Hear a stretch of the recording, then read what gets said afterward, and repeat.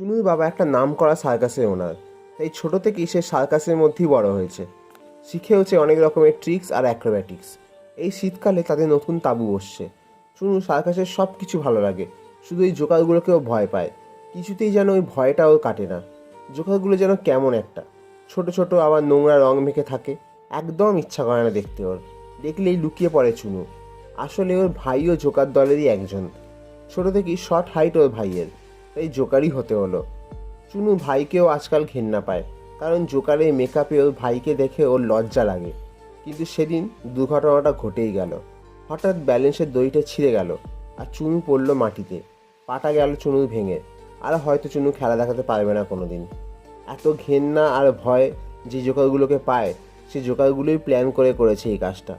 সমাজ তো ওদের উপরে হাসে, আর চুনু ওদের ঘেন্না আর ভয়ের চোখে দেখে। কেনই বা সহ্য করবে ওরা এত অপমান?